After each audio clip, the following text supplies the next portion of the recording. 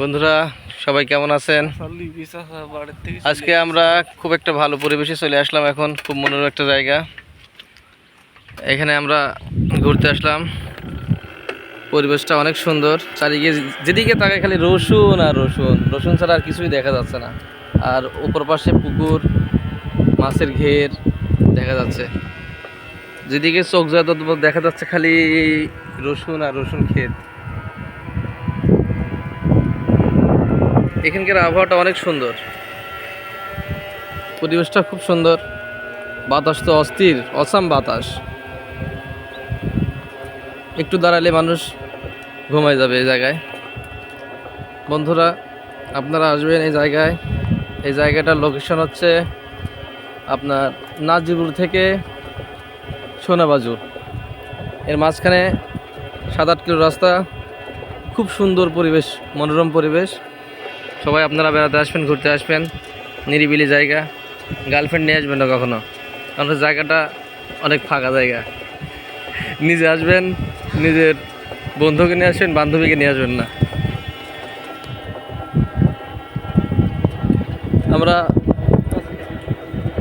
দেখেন বন্ধুরা কাজ করছে জমিতে, মাঝে মাঝে মাঝে মাঝে অনেক দূর পর পর একটা করে বাড়ি, 1 কিলো পর পর একটা করে নতুন বাড়ি করছে এরা।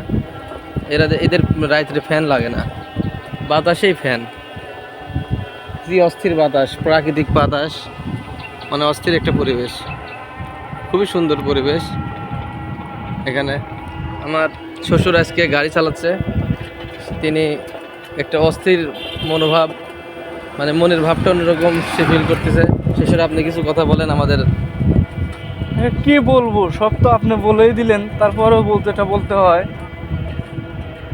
আসলে অনেক জায়গায় ঘুরতে গেছি জীবনে, তবে এত সুন্দর মনোরম পরিবেশ আমি আর কোনো প্রাকৃতিক পরিবেশ আর কোথাও দেখি নাই। ওয়াও পরিবেশ, ওয়াও। একবারে শান্ত নিরিবিলি যাকে বলে, চারিদিকে শুধু মাঠ, ফসলের ক্ষেত, মাঝে মাঝে মাছের পুকুর আছে, আর কিছু ঘেরও আছে। তো এখানে ঘুরতে আসলে যার মন খারাপ থাকবে তার মন অটোমেটিক ভালো হয়ে যাবে। তো বন্ধুরা আপনারা অবশ্যই সময় পেলে ঘুরতে আসবেন।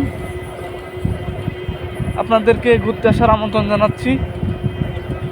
এ পর্যন্তই।